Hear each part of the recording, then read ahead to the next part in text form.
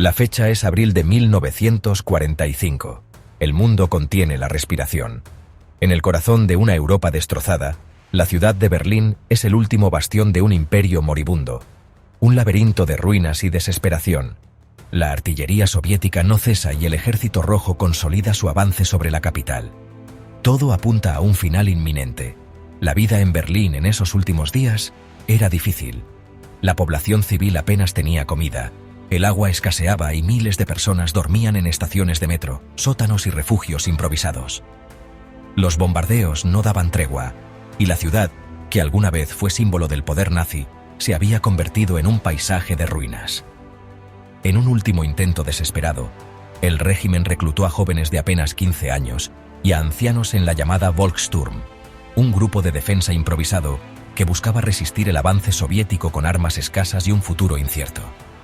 Bajo los escombros, en el Führerbunker, Adolf Hitler, rodeado de sus seguidores más leales, se enfrenta a su propio ocaso. La versión oficial aceptada por la historia es clara. El 30 de abril, enfrentado a una derrota total, Adolfo Hitler decidió acabar con su propia vida. Según los testigos, Hitler y su esposa, Eva Braun, entraron en su estudio privado. Poco después, un sonido procedente de la estancia confirmó que algo había sucedido. Al ingresar en la sala, encontraron a Hitler ya muerto y a Eva Braun sin vida, aparentemente por el uso de una sustancia tóxica. De acuerdo con sus órdenes, los restos fueron llevados al jardín de la Cancillería y destruidos con fuego para impedir que cayesen en manos enemigas. Pero antes de este trágico desenlace, Hitler había tomado decisiones que también han pasado a la historia. Apenas unas horas antes se había casado con Eva Braun en una breve ceremonia civil dentro del búnker. Hubo champán, un pequeño brindis y, según los testigos, un aire de resignación. Además, redactó su testamento político y privado, donde culpaba a los militares por la derrota y nombraba a sus sucesores. Otro detalle estremecedor fue la marcha de su perro, Blondie. Hitler ordenó que le dieran una cápsula de cianuro para comprobar su eficacia. Solo entonces, convencido de su funcionamiento, decidió seguir adelante con su propio final. Sin embargo, casi de inmediato, surgieron dudas. Los soviéticos, los primeros en llegar, dieron informes confusos y contradictorios. Durante un tiempo, el propio Stalin promovió la idea de que Hitler había escapado, una táctica para sembrar la desconfianza entre los aliados. Esta confusión inicial creó el terreno fértil para el gran enigma. ¿Es posible que el hombre más buscado del mundo simplemente desapareciera? En sus últimos días, Hitler era una sombra de lo que fue, física y mentalmente destrozado, moviendo ejércitos fantasmas sobre mapas de Berlín. En medio del caos, se casó con Eva Braun y dictó su testamento político, un documento final sin remordimientos, culpando a otros por la guerra. Los testigos describen cómo se despidió de su personal, tranquilo y resignado, en una partida cuidadosamente coreografiada del escenario mundial. Los relatos de los supervivientes del búnker, interrogados por separado, coincidieron de manera notable en los detalles centrales sobre los últimos momentos y lo que ocurrió con los restos. El 5 de mayo, una unidad de inteligencia soviética, Smersh, encontró restos en el cráter de bomba que coincidían con las descripciones de los testigos. En secreto, los soviéticos usaron los registros dentales de Hitler para confirmar la identidad. La mandíbula, con su complejo trabajo dental, era una coincidencia perfecta. Pero en lugar de anunciar el hallazgo, Stalin lo ocultó. La prueba física de la muerte de Hitler se convirtió en un secreto de Estado durante décadas. Al elegir la desinformación, los soviéticos aseguraron, sin querer, que Adolf Hitler continuaría rondando las páginas de la historia. En los juicios de Nuremberg, varios oficiales nazis fueron interrogados sobre el destino de Hitler, y aunque la mayoría coincidía en la versión del suicidio, las dudas persistieron. Incluso en la prensa internacional aparecieron rumores de que podía haber huido hacia España, o incluso a Japón, escapando por rutas secretas. Estas hipótesis parecían inverosímiles, pero al no existir pruebas públicas y definitivas en aquel momento, el misterio fue creciendo. Antes de continuar con la historia, suscríbete al canal para no perderte más contenidos como este. La más popular de todas las teorías de escape apunta a Sudamérica. Sugiere que Hitler, como otros nazis de alto rango, usó rutas secretas para huir. La teoría a menudo implica un submarino. La misteriosa llegada de 2 U-boats a Argentina mucho después de la rendición de Alemania alimentó la especulación de un convoy del Führer. La Argentina de Perón, simpatizante del Eje, parecía un refugio seguro. Leyendas locales hablan de propiedades fuertemente custodiadas en la Patagonia donde habría vivido en reclusión. La especulación no se basa solo en rumores. Archivos desclasificados del FBI revelan que la agencia investigó cientos de pistas sobre la posible supervivencia de Hitler. Un famoso informe detalla cómo un informante afirmó haber ayudado a Hitler y a otras 50 personas a desembarcar en Argentina, 2 semanas y media después de la caída de Berlín. Durante décadas, surgieron testimonios de personas que afirmaban haber visto o incluso conocido al Führer fugitivo, principalmente en Argentina, Paraguay y Colombia. Aunque estas historias carecen de pruebas concretas, su gran volumen y sus detalles a veces sorprendentes han contribuido a crear una poderosa narrativa alternativa.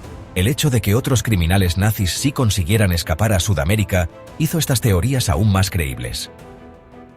Adolf Eichmann, uno de los arquitectos del Holocausto, vivió en Buenos Aires hasta ser capturado en 1960. Joseph Mengele, el médico de Auschwitz conocido como el Ángel de la Muerte, se ocultó durante años en Paraguay y Brasil.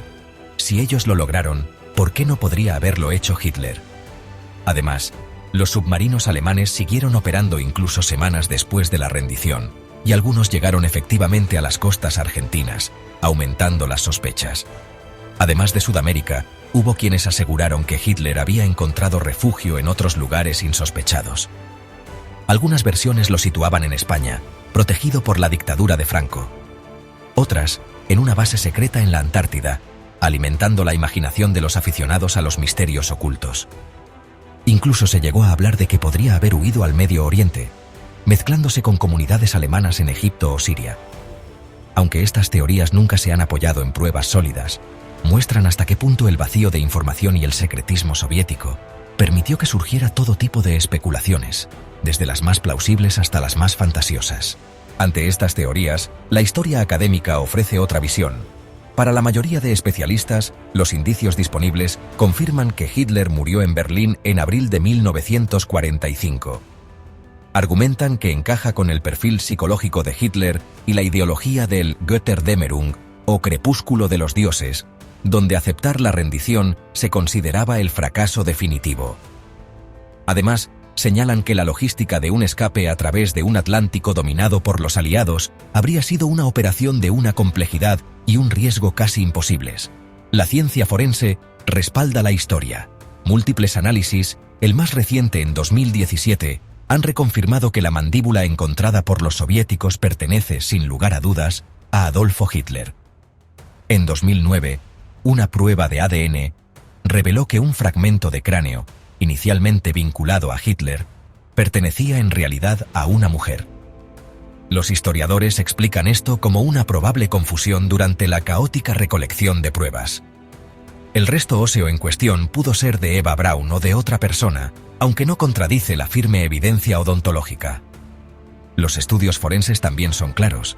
Los soviéticos conservaron la mandíbula de Hitler, y fue identificada gracias al testimonio de su asistente dental, Keith Hausermann, quien confirmó cada detalle del complejo trabajo odontológico.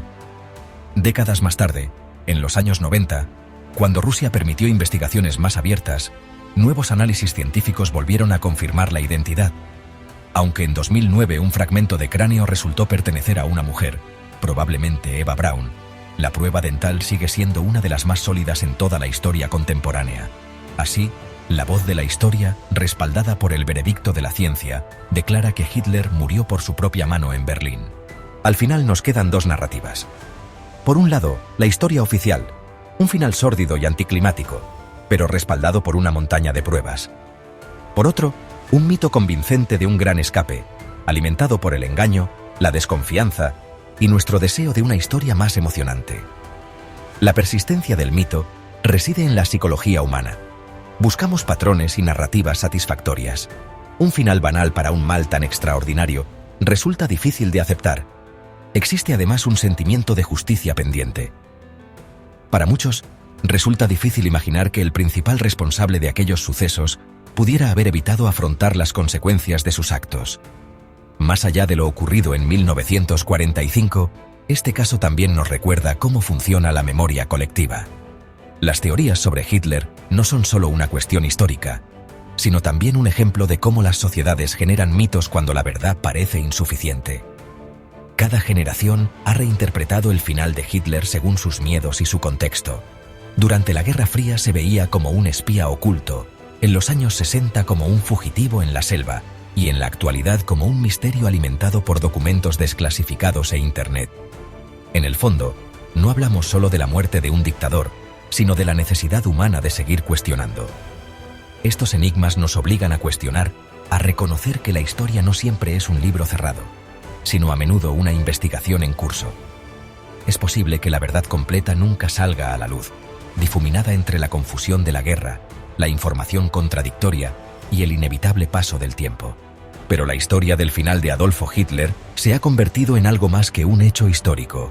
Es un testimonio de nuestra fascinación por los capítulos más oscuros de nuestro pasado. Quizá la historia que sigue despertando preguntas es la historia que verdaderamente permanece viva. La cultura popular también ha contribuido a mantener viva esta duda. Películas, series y documentales han recreado una y otra vez el mito del Hitler fugitivo, escondido en selvas remotas o en mansiones secretas. Más allá de la veracidad histórica, estas historias se convierten en espejos de nuestra fascinación con los misterios sin resolver.